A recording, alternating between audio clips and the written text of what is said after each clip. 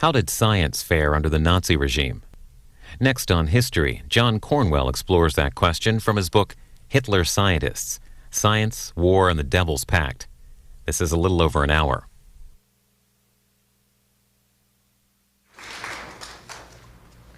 Thank you. And now we're going to get on to our speaker for tonight.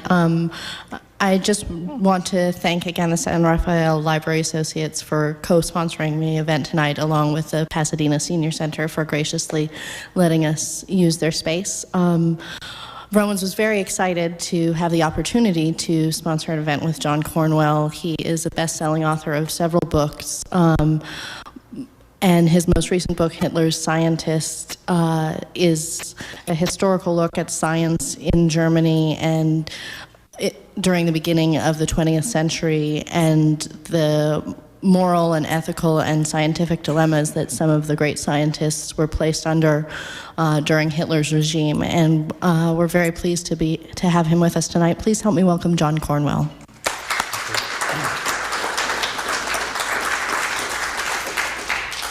Well, thank you very much for that introduction. And I want to start by saying how grateful I am to the San Rafael Library Associates and to Romans for allowing me to come here and to talk to you. You know, authors spend a lot of their time staring at the wall of a small room or a bedroom, and it's quite a lonely endeavor. And so it's wonderful when you get to escape from that situation and you start to travel and meet people like yourselves, you know, your readers. And although a lot of authors complain, I've been on the road now for 3 weeks, from New York through countless destinations to this one, and I've enjoyed every minute of it because I get to meet readers, and it's very exciting, and I always benefit from it. Okay, this book is entitled Hitler's Scientists, and I want to start just briefly to mention a few things about what it's not about. Oh dear, we've lost somebody already, have we? Are you in the wrong place, sir? It's not, there is a genre of books about Hitler's weapons which rejoice in rockets and jet planes and all kinds of wizardry, military technology, which people actually enjoy, along with Nazi insignia and other rather unpleasant things. Anybody who is reading my book for that reason will be extremely disappointed. I'd like to start with Hitler himself. There he is at a motor exhibition in 1935. Just to mention that the really interesting thing about Hitler was that he was extremely ignorant of science. His knowledge of technology really didn't go much beyond the technology of the First World War, and he never informed himself, unlike Roosevelt and unlike Stalin and unlike Winston Churchill, who all had committees and experts who informed them.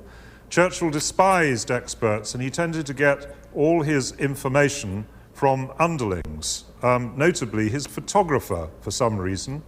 And it was largely because of this photographer that he got completely the wrong idea about atomic science. His photographer had told him, he'd read it somewhere in a magazine, that once a nuclear chain reaction starts, which is, you know, the necessary prelude to an atom bomb, that chain reaction might go on through the atmosphere and blow up the whole world. And so Hitler said, at least to Albert Speer, who was his munitions expert and minister, that he didn't want to go down in history as the man who turned the planet into a glowing star. Well, what science under Hitler was about, among many things, is first of all this. This is a picture of a Jew having his nose measured. Behind the Nazi endeavor in science was a whole philosophy and pseudoscience of eugenics and of racial hygiene. To put it in its simplest terms, It was the biologization of science. It was of race. It was making a science of race which worked in a kind of pyramid with, of course, the Teutonic at the top, at the apex, and Jews and blacks at the bottom. And so any study of science under Hitler is inseparable from that ghastly aspect. Another aspect, which I'm sure you're all familiar with, were the experiments in the death camps. This illustrates an unfortunate camp inmate who's being experimented on with a view to helping the Luftwaffe with their survival strategies. And they made all kinds of experiments, for example, dipping them into freezing water or submitting them to tremendous pressures in order to test them, and obviously without their consent. So this is something else that puts Nazi science into a realm all of its own. This picture here illustrates the rocket factories in the tunnels of the Harz Mountains. And this is where many thousands of slave workers worked and were worked to death. And it is, again, inseparable from science under Hitler, this appalling aspect of the work which was supported by slave labor. Now, there's something else which is in a rather different kind of sphere altogether. This man is Max Planck, a deeply civilized man who won the Nobel Award. He was the father of quantum physics. And in 1933, when Hitler came to power, one of the first things he did was to dismiss all the Jewish scientists. Most of them came to America and to Britain.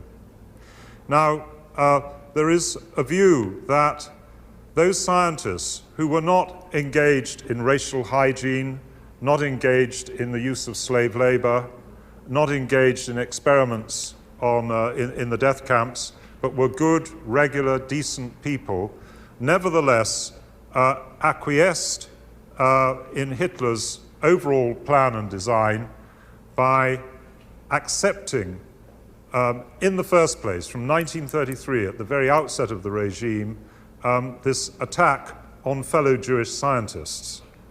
The phenomenon is known as fellow traveling. What does the fellow traveler do? The fellow traveler accepts benefits from the regime, from the dictator, while at the same time standing apparently aloof from the politics and the ideology. And I want to stress this very particularly because the reason that I call this book Hitler's Scientists and twinned it with my last big history book, which was called Hitler's Pope, was precisely because these two books are about the phenomenon of fellow traveling. In the case of Hitler's Pope, I was studying the behavior of churchmen who took benefits from Hitler while seeming apparently aloof ideologically from him.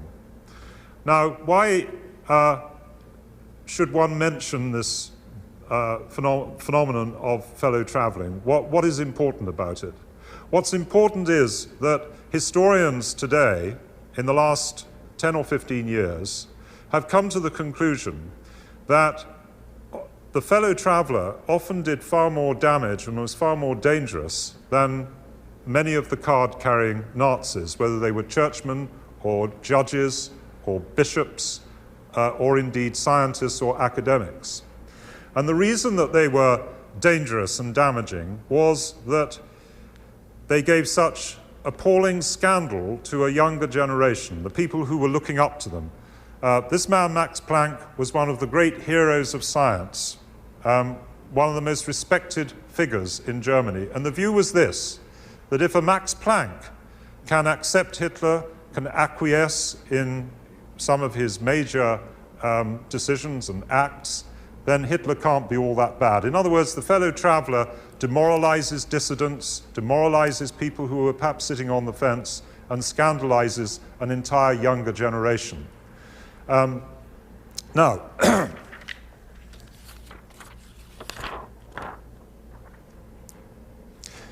these two people are, the man is Otto Hahn, a very great and distinguished scientist.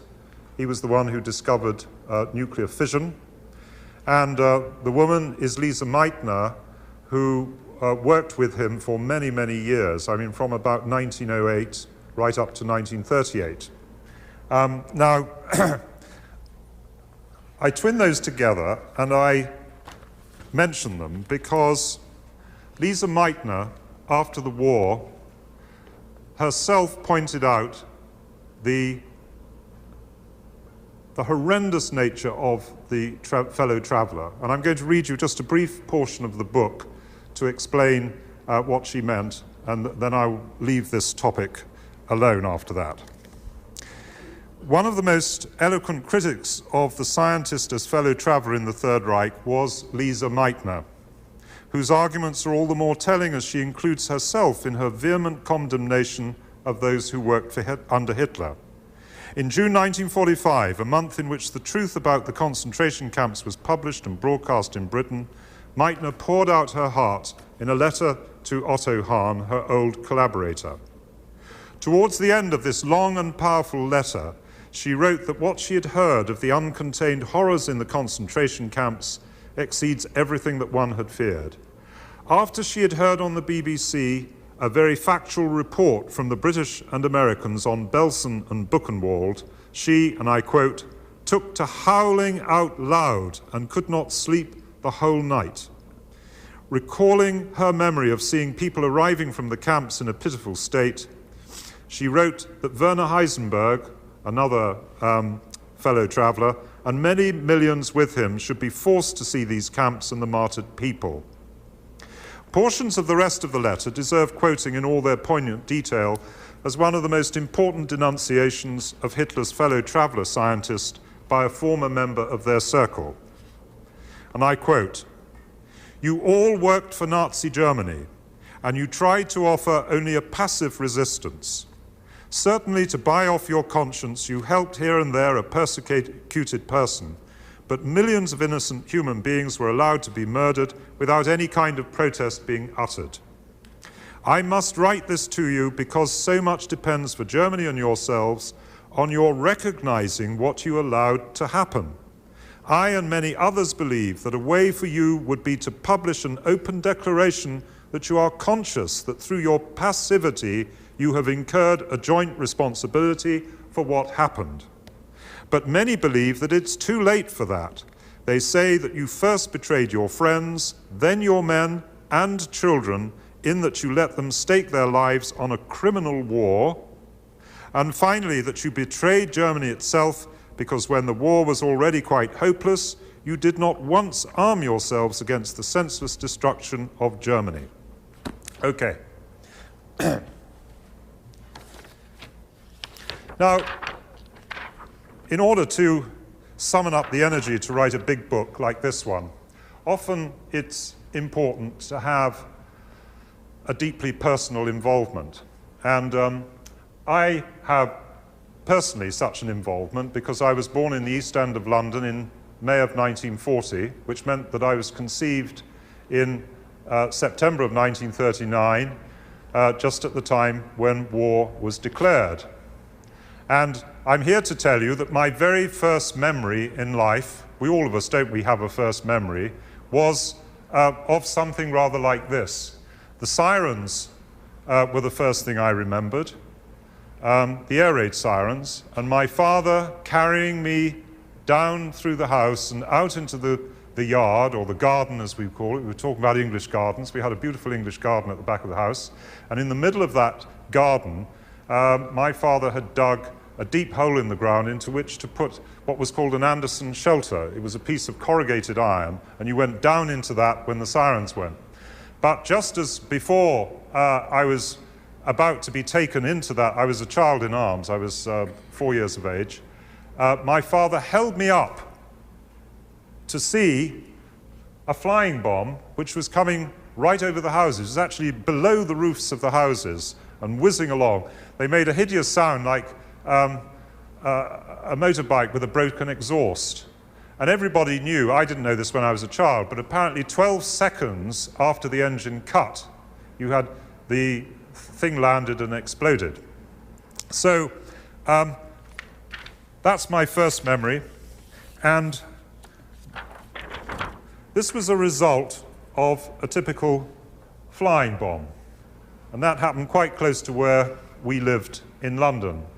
You can see it's a lovely London double-decker bus which has sort of gone down into a hole. That's another memory of mine. And yet another memory is not seeing one of these things, because you never saw them. These were the V-2 rockets which came through the stratosphere at enormous speeds. They came in silently, and they carried a much larger payload of about a ton of explosives.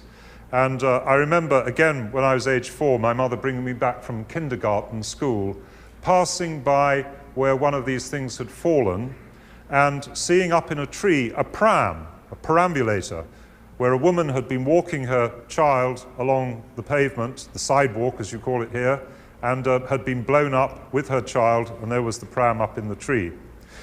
Now,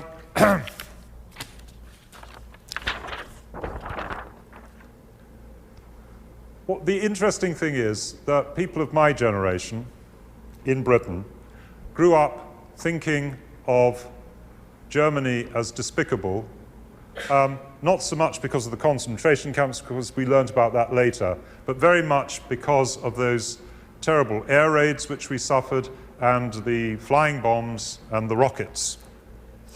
And I'm talking here about women and children, you know, not the fighting men who were mostly overseas or on the high seas. And so it was difficult for people of my generation not to grow up feeling a great deal of animosity towards Germans. And that was increased as one grew a little older, and I was able to get into conversation, for example, with my grandfather. In other words, we made the acquaintance of the previous generation and could listen to my grandfather talking about the First World War. My grandfather had on his mantel shelf over the fire several brass shells which he had brought back from the First World War, which he used to polish every single day of his life. And we got into conversations about Germany. And he told me that he saw an equivalence between all the stacks of cheap manufactured goods which used to flood into Britain before the First World War, typewriters, sewing machines, lamps, I mean every kind of consumer durable, and the stacks of bodies behind the trenches in the First World War. And it was from my grandfather that I heard that hideous phrase, there is, that the only good German is a dead German.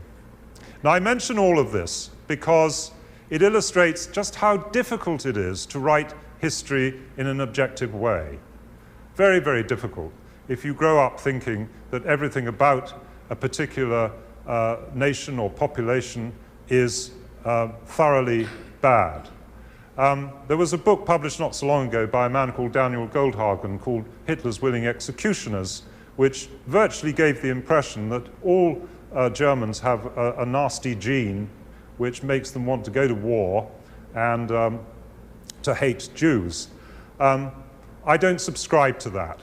And I'm going to move on now to the reason why I definitely don't subscribe to it, because as one grew up in the 50s and into the 60s and became a student and started to look at the world in a sort of wider sense, one had to, first of all, cope with this problem, which came out of America and Britain, namely the atom bomb.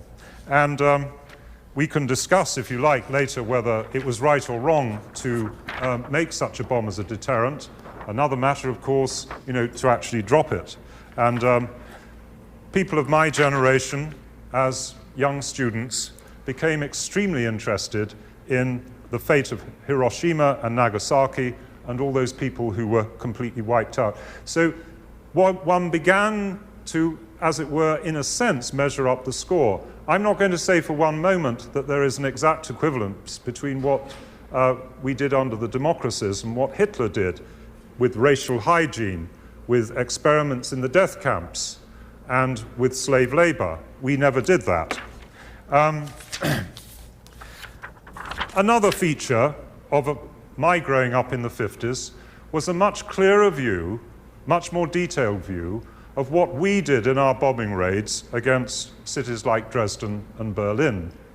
And here's a statistic for you. Throughout the entire war, some 43,000 civilians were killed in Britain. In Germany, 45,000 were killed in bombing raids on one night alone in Dresden. I mean, some more figures. 400,000 were killed, that's the current estimate, and 600,000 wounded in Allied bombing raids. Well,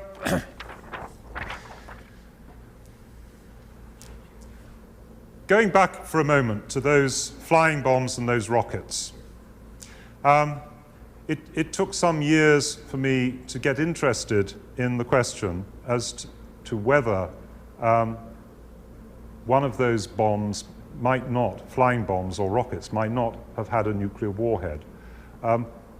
Was it not the case that Germany had a nuclear program, an atomic bomb program?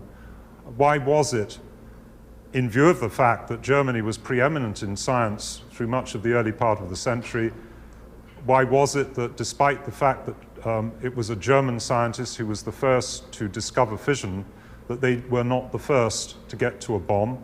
And of course, for them, it would have been an amazing conjunction because they were several generations ahead of the rest of the world in rocketry and in missiles.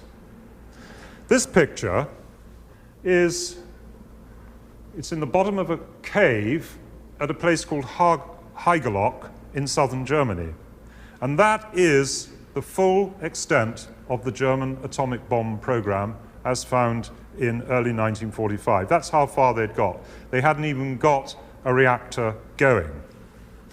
And this leads us to one of the great conundrums of the history of German science, which is the question of why they did not make a bomb, an atomic bomb.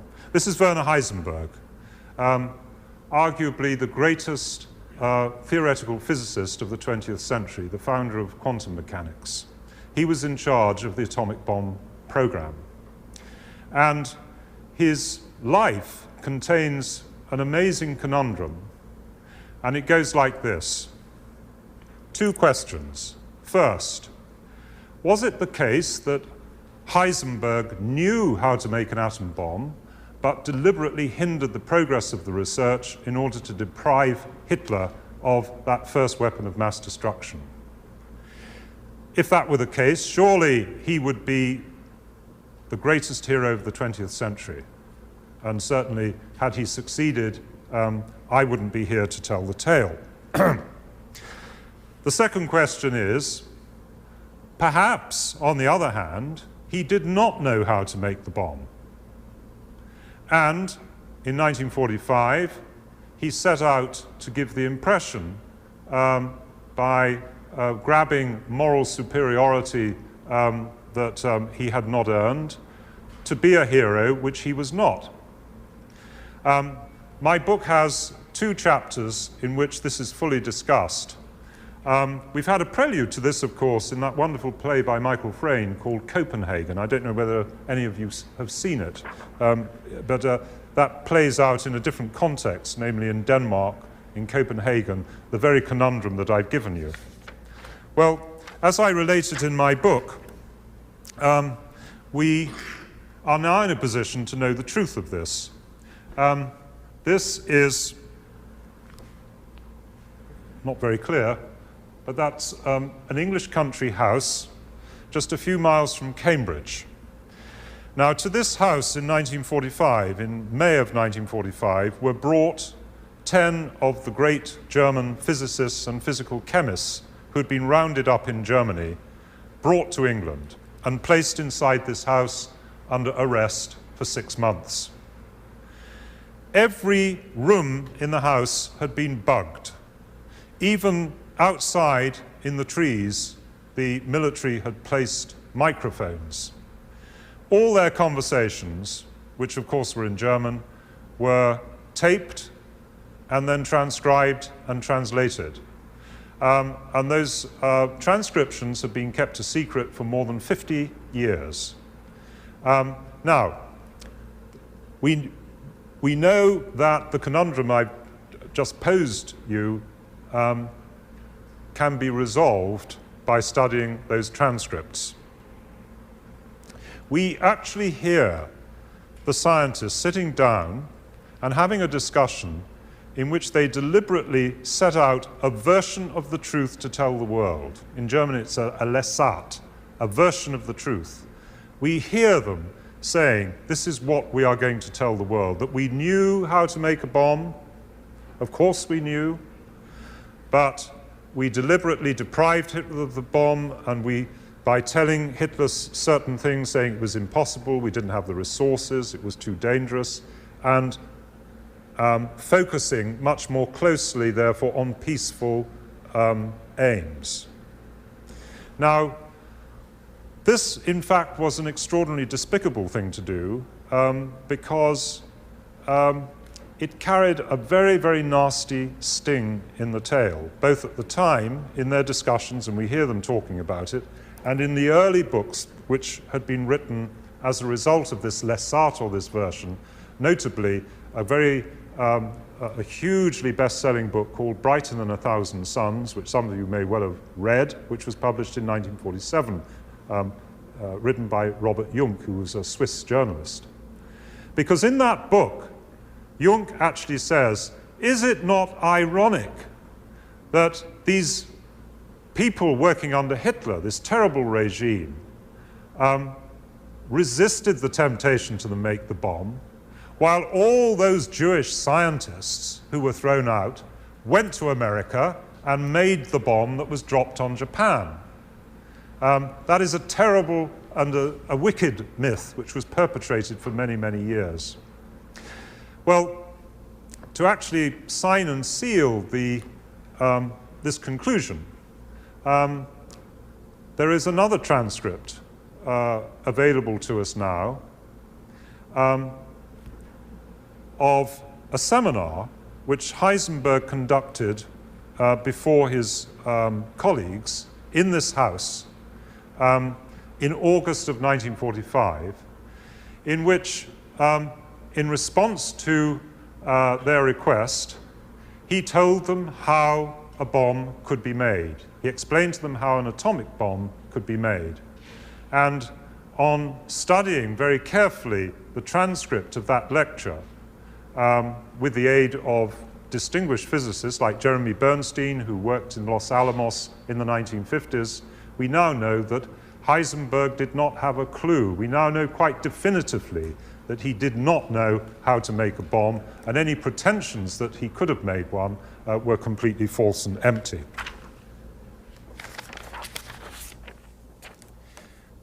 Now, I think that the reason that this kind of history is very important, and the reason that Michael Frayn's play Copenhagen had such a huge following, was that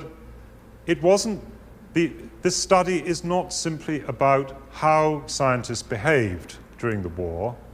It is also about how scientists ought to behave, and therefore that creates a link with the present day, because it gives us a handle on examining the attitudes and the actions and the behavior and the morals of scientists from 1945 up to the present day. Have we been any better? How did we behave?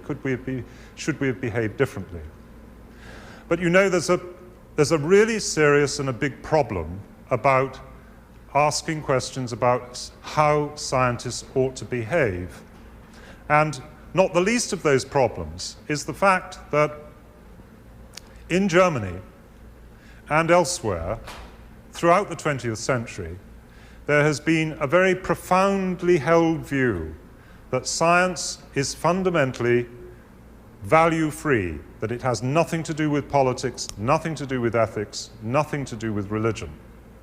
And in a sense, that of course must be true, because at the level of the atoms and the molecules, there are no politicians and no archbishops and no ethicists.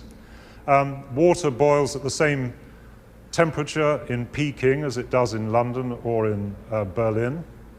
And then there is another question, and that involves, for example, the work of a man like this. This is Fritz Harbour, probably the greatest chemist of the 20th century. And I have an entire chapter on him in my book because I think he's so important. Fritz Harbour developed a process which is now commonly known as the Harbour-Bosch process, which fixes nitrogen from the air and exploits it. And as a result of this process, you had two consequences. One was that it supplied plentiful and cheap fertilizer. This was tremendously important in a world in which, unless some new form of fertilizer were found, the planet would run out of food very quickly.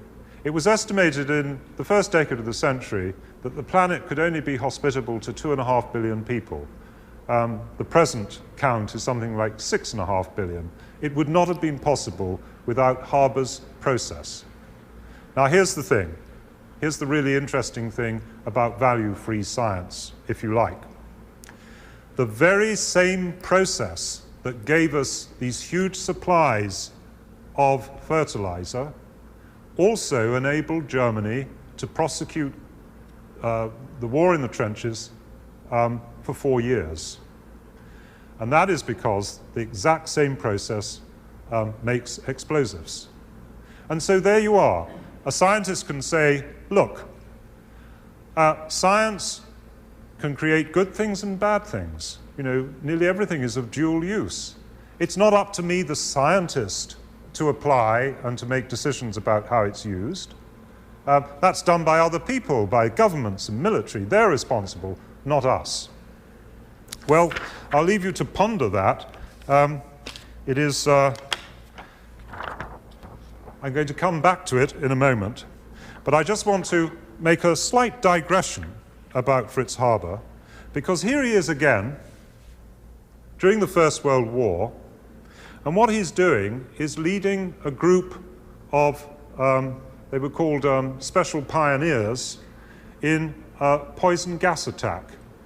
It was also this same man who devised methods of creating poison gas as a weapon, and he was the first to use it. He also thought that it could win the war. Now, this is Harbour's wife, the first chemistry PhD in Germany, a wonderful woman, a woman of great heart and great wisdom, who had married Fritz Harbour in the hope that it would be a wonderful scientific union and partnership. On the first day that Harbour led a gas attack in the First World War, he managed to kill about 5,500 troops in the opposing trenches in one go, within minutes. The next day, he returned home and threw a party to celebrate before going off to the Russian front to do the same thing. As he was celebrating and carousing with his various friends, his wife, who was so appalled and disgusted, went and got his service pistol, went out into the garden and shot herself. She committed suicide. I think it's important to say that, you know, when we're thinking about, you know, how wicked the Germans are, well, I blame myself, you know, it's my own generation that has this prejudice. You know, there are many, many stories which actually work against that. Okay.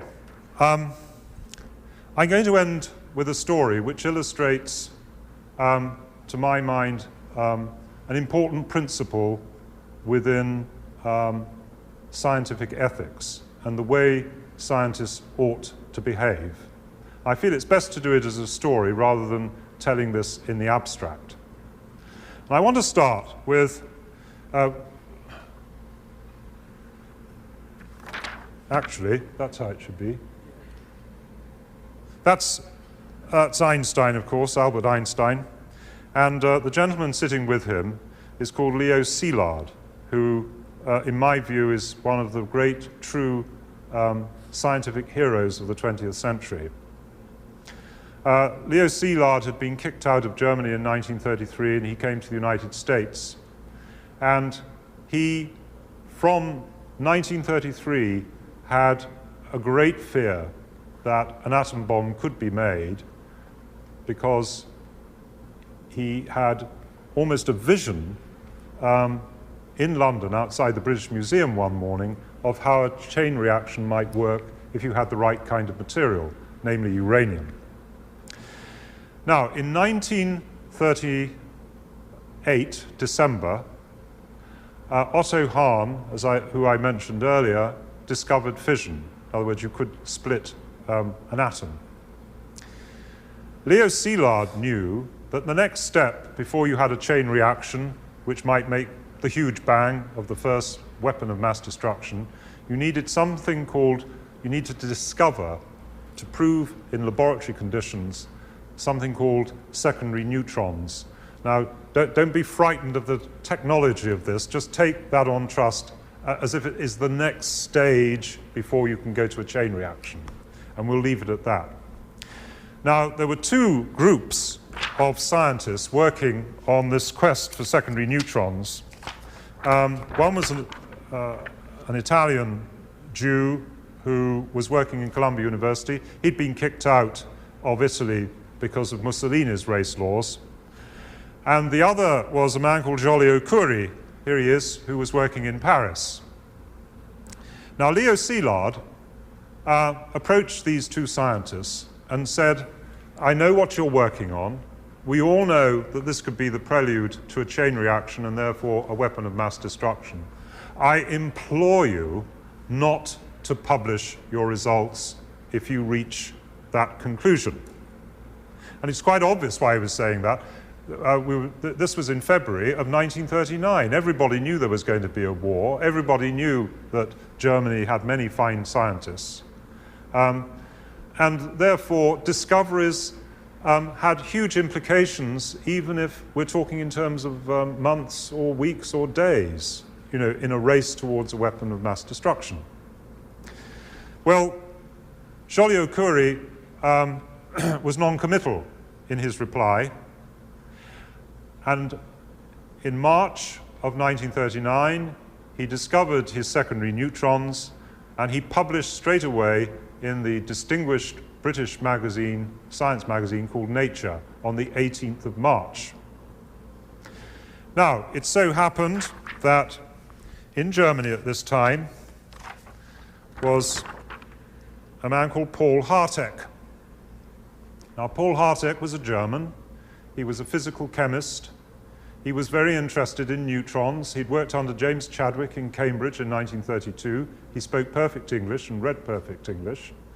He read the article in Nature published on the 18th of March, and he thought, I've got a good idea. I need funding to do more work on neutrons. He wasn't interested in bombs, wasn't interested in the Nazis. He was interested in getting some money.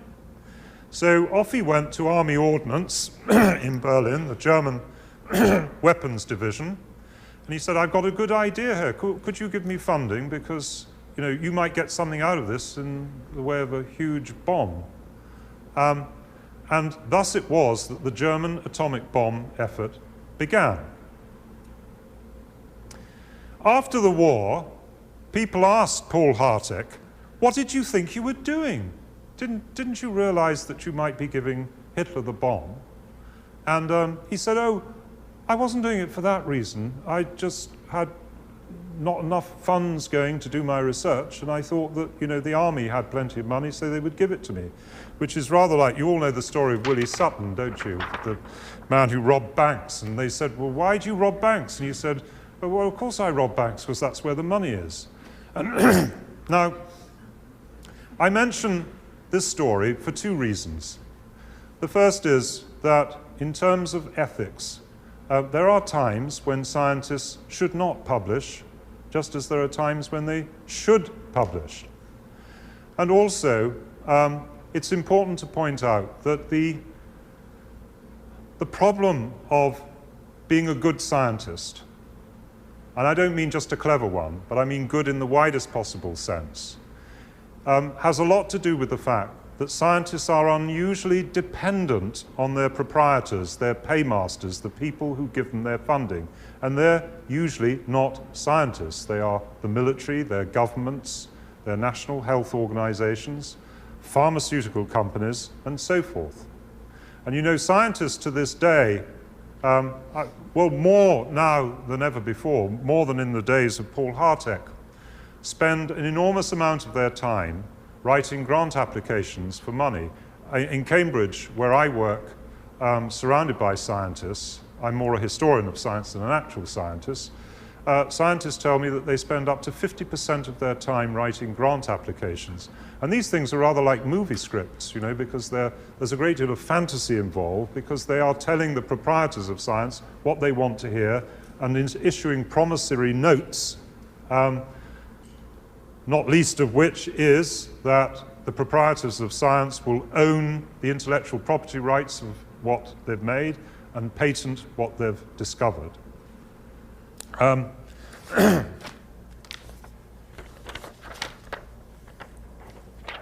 How much longer would you like me to talk for? You had enough? I think you should go on. 5 or 10 more minutes, okay. Before we leave this question of funding, I can't resist mentioning this fellow. Can you see him? He's Verner Von Braun. He was the great rocket engineer who, at the end of the war, was brought over by the Americans with 150 of his assistants, rocket engineers.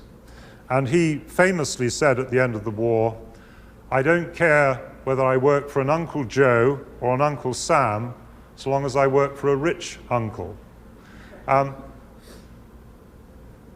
That gives you a sense of the reality of somebody who says that science is value-free, science is amoral, science is fundamentally apolitical. That is what you end up with, that kind of despicable view.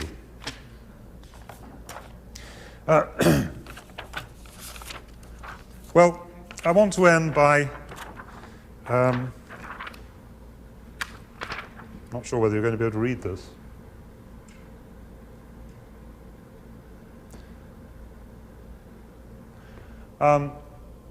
Just a few things to think about. It was Rabelais who came out with that first statement there. "Science without conscience is the ruin of the soul." Is this true? I certainly think it is. Or is fundamental science value-free, apolitical, amoral? I certainly don't believe that that's the case, and I argue very, very strongly against this in my book. Are scientists responsible for the uses to which their discoveries are put by others? Well, if they know what the consequences are and they're going to be bad, surely they should. And surely, too, scientists should not put dangerous knowledge into the hands of people they don't trust. Is a democracy the best of all possible environments for good science? And does the practice of good science encourage and promote the ideals of democracy? Well, this brings us to the record of science, and let's stick with the West, Europe and Western Europe and the United States since 1945. Tragically, the moment the war was over, although democracy had won, we entered into the Cold War. Science became big science. It became dominated by the military and industry. It was taken over by secrecy because, of course, we were in antagonistic confrontation with the Soviet Union. And alas, I believe that scientists became more and more used to the idea that under a democracy, you had to trust your leaders, that they would always do the right thing. And so science as a whole, many communities of science began to abdicate their sense of responsibility for their generation of knowledge and for their discoveries. We've seen many extraordinary things for which we deserve to be ashamed. Just to itemize a few of them, there was the Targus syphilis experiment. Despite the fact that it was American lawyers who at the Nuremberg trials had put together those protocols and principles to do with experiment on human beings only with their consent.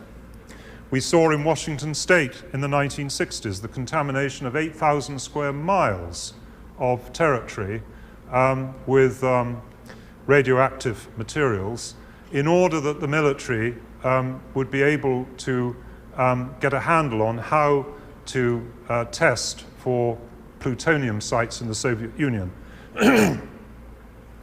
And so it goes on through the period in which we developed tactical nuclear weapons, not as a deterrent, but for possible use. That only ended with when Kennedy came to power. And so on through to the present day, when we have, on the one hand, new research on weapons of mass destruction, mini-nukes, so-called, which blur the distinction between conventional and nuclear weapons. In the area of biology, scientists face, without getting into what I believe to be the right and the wrong, but nevertheless, it's a question of scientists having their ethics tested.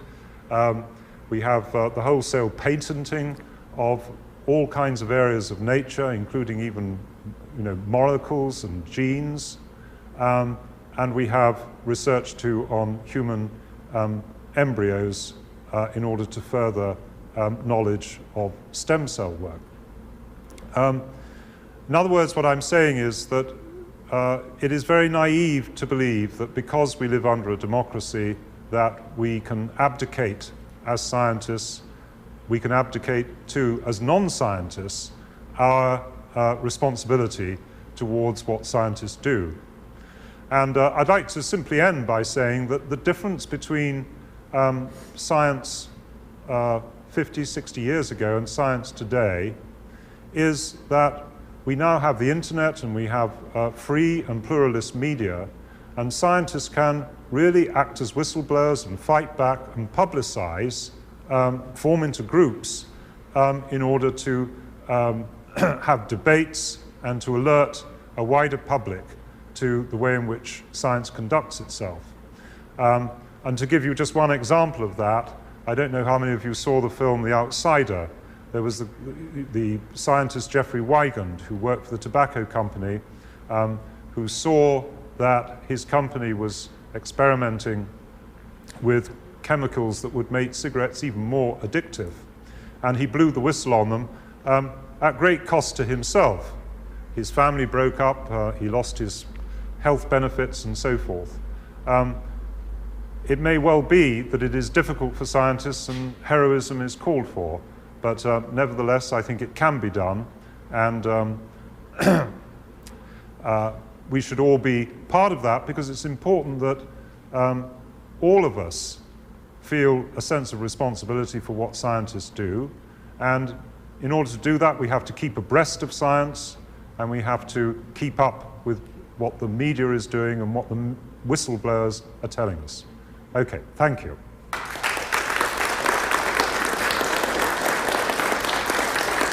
If you have, thank you very much. If you have a question, would you step forward to the microphone and address it strictly through that? That's very important. Yeah. Mr. Cornwell, I was going to ask you if you were aware of a series of books put out in Europe a number of years ago called Hitler's Doctors, and then I have yes, I do know that book. Yes. You do know the books. They were about 400 books. in my book there is a huge bibliography, and I hope in 3 years there's not a book that I have left unread which is to do with the subject. Okay. Now, my second question. Are you aware that in our great state of California, for many years, mental patients and other so-called undesirables were sterilized, and that some of these ideas were adapted in Germany at the time of the Nazis? Yes, I am very well aware of that. I think that and also I should say that the same was happening in Scandinavia and in Britain. And what you say is very important, because these ideas about eugenics and racial hygiene came not out of biology as such, not mainstream biology, but actually out of psychiatry, and particularly in German mental institutions after the First World War.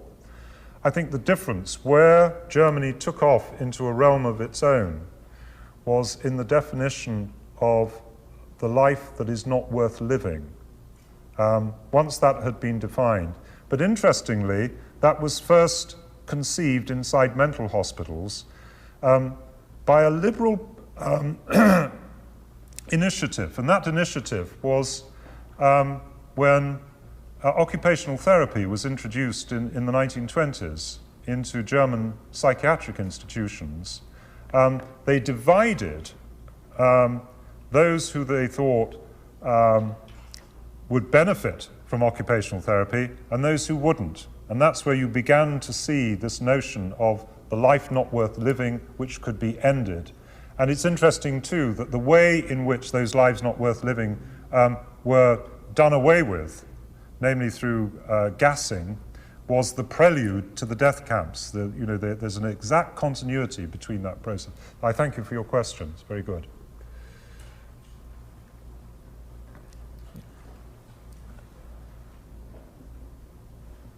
I have a comment more than a question. You were obviously very upset or concerned about the atom bombing of Germany and the firebombing that your government and ours did at Dresden and other cities. And that was horrible, but the Germans were determined to conquer your country, and we would have been next. And I think as an American and as a Jew, I am only sorry we or you didn't have the atom bomb in 1941 or 2 and could have dropped it on Berlin, which probably would have saved many, many millions of lives. And I will admit, when I went to Germany and I saw the little hillocks in Berlin where a lot of innocent Germans were buried because of our bombs, I felt sorry for them.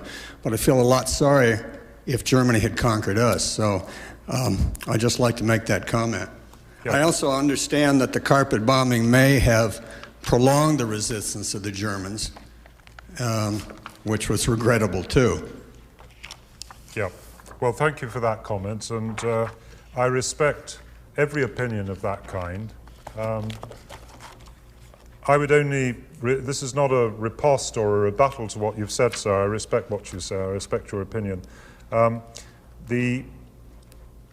mentioned that carpet bombing in the context of the way in which science and technology adds to the death. So it's not a comment really about whether I thought it was right or wrong. It was just what can be done through science. Just as I might well have mentioned the fact that Agent Orange was used in Vietnam, and the consequence of that was that in that part of Southeast Asia, something like 30% of the food production was destroyed for a whole decade.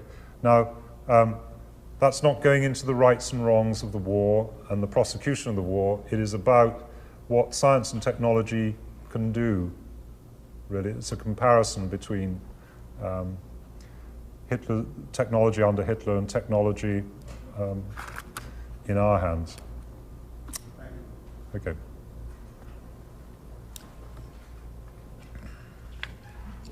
You mentioned Heisenberg not really knowing how to make the atomic bomb, and I wondered if in that respect, and the fact that they kind of relied on his judgment, that he might have helped prevent Germany from actually producing the atomic bomb. Yeah, well, thank you, sir. As I was saying, the conundrum was, one, he knew how to do it and prevented it. That's what you're saying. That's what I said earlier. That's the first half of the... This is why it's a conundrum, because there are two halves to it. The other was he didn't know, but pretended that he did in order to grab moral superiority. Sorry, go on. The difference is that Hitler may have relied on some other person who might have been on the right track. That's true. And that's fully discussed in my book, because the man Hartek, the Willie Sutton of science that I mentioned, said after the war that it was preposterous that Heisenberg should be in charge of the atomic bomb program because he was a theoretician. He'd never in his life done a big experiment. He'd not even done any small ones either. And it is interesting that, I mean, believe you me, you can make out a case for Heisenberg being that hero. But I think on weighing the evidence, particularly the most recent stuff, the tapes, I think you come round to the view that I take. But I would go beyond that, and I think it's very important to say that it could well be a little bit like the wartime Pope, Pius XII. Could he have done more to save the Jews? You end up with debates about the conscience of a human being without sufficient evidence as to, what was really going on inside his head. But that leads us to the next stage of the argument, which is, okay, this is how we think they behaved. How ought they to have behaved, in the best possible circumstances, which is what I want to get to. In other words, I want to get away from the view that that ethics is simply not a question for scientists at all. That's how the Germans thought, All scientists in Germany were civil servants. And so they were used to the idea that you don't get involved in politics. Also, they had the example of the great Max Weber, the social scientist, who in the 1920s, in order to avoid social science being hijacked by ideologies to the right or the left, insisted that science should be separate from any kind of ideology or politics. Well, can you wait, because this gentleman hasn't had a chance at asking a question. Okay. I got the impression that the tapes were not available at the time the play Copenhagen was written. Is that a correct assumption, or were those tapes available at the time when the play was written? Well, actually they were available because there'd been an early edition, a British edition in 1993, which I don't think Michael Frayn had read. Michael Frayn based his book on his play on a book by Thomas Powers, who very unpleasantly reviewed my book in the Los Angeles Times in order to defend his own wrong view of Heisenberg as a hero. And I think that it's quite clear that because his whole focus was on the Copenhagen incident, that's just as Thomas Powers' books, it was called Heisenberg's War. He rather overlooked the significance of the tapes. And also, the first edition of the tapes was by a civil servant, whereas the second one, published in 2000, was edited by Jeremy Bernstein, who is a very eminent physicist as well as being a great writer. He writes for the New Yorker and the New York Review of Books. So he wasn't quite up to scratch on the evidence. Thank you. It's a very good play, though.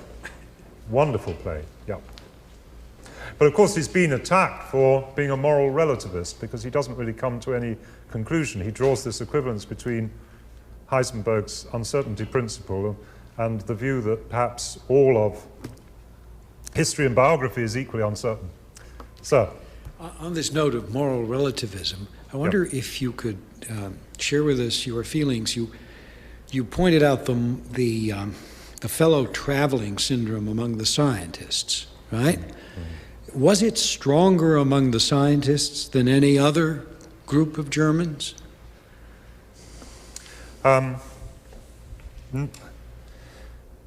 Well, let's say that as a group, the significant fellow traveler group were people at a high level within their professions. Churchmen, high churchmen, judges and lawyers, academics, I mean people like Martin Heidegger, great philosopher, and scientists, because these people were respected and looked up to, you know, as kind of exemplars by a younger generation and people who hadn't quite made up their minds. And so it's really, I don't think that scientists any more than any of the other groups, but then there comes the consideration, who was the most dangerous? Because, of course, the scientists had it within their power, you know, to make atom bombs and rockets. So it had consequences which were rather different than from the other professions.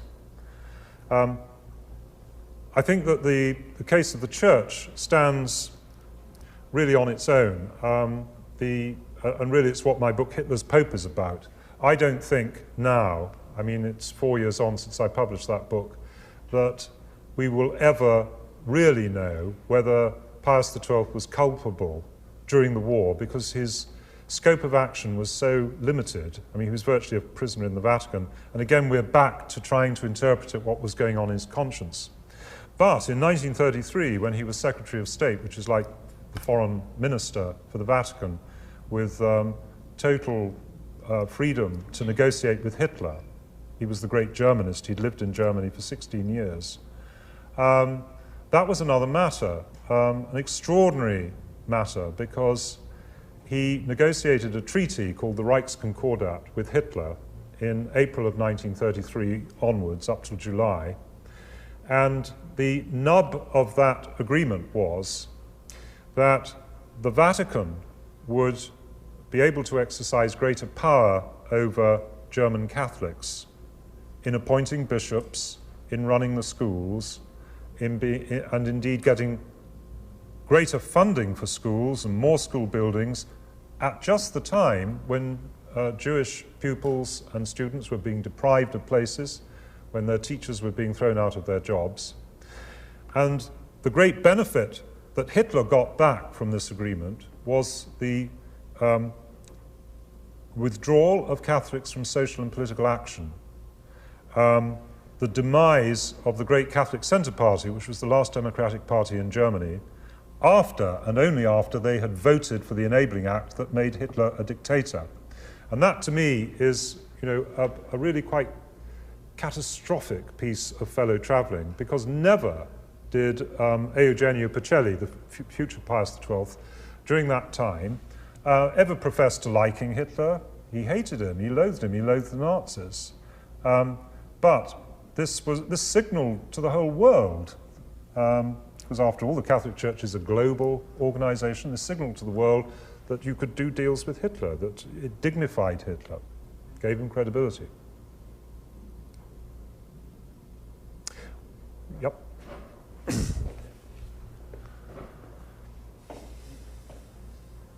In your book, you quote Heisberg as his rationale for refusing to swear allegiance to Hitler and join the Nazi Party, that he merely wanted to shut out the ugliness of the outside world.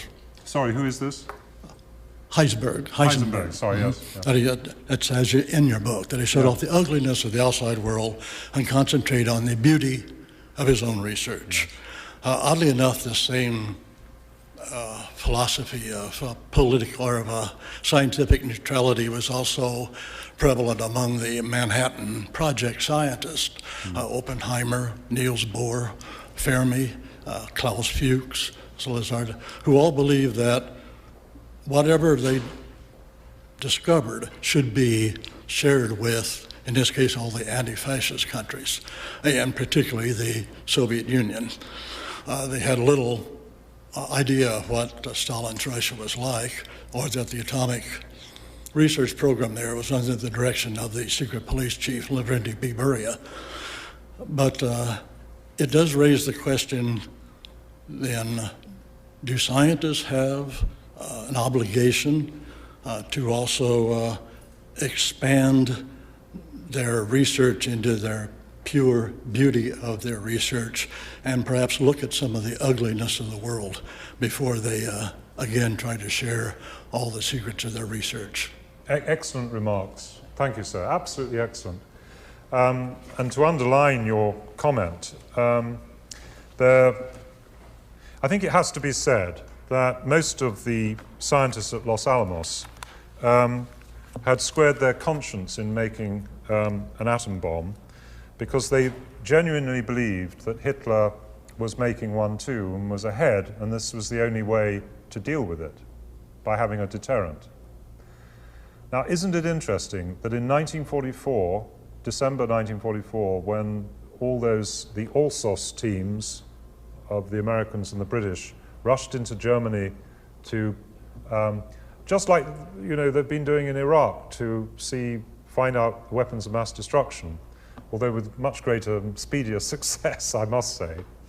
As soon as they soon discovered in December that there was no atomic bomb. They were nowhere near making one. Now, did this not wholly negate the point of what those scientists were doing in Los Alamos? Should they have not all stopped in their tracks and then said, well, we don't need to make this damn thing? There was only one scientist who resigned at that moment, and his name is Joseph Rotblat. He was originally Polish, went to Britain, and then came to the United States. The military, General Groves and his military organization who were running the atom bomb program at Los Alamos, huddled him, rushed him out. He was deprived of any opportunity to speak to his colleagues, and he was forced to maintain silence. Joseph Rotblat is alive to this day. He's 94 years of age. He founded the Pugwash Project, which is anti-nuclear, and writes brilliantly to this day and promoting his views. And he's chiefly famous for the statement that a scientist is a human being first and a scientist second, which I think is what you're saying. Yeah. Good, thank you so much. It's been very enjoyable talking to you.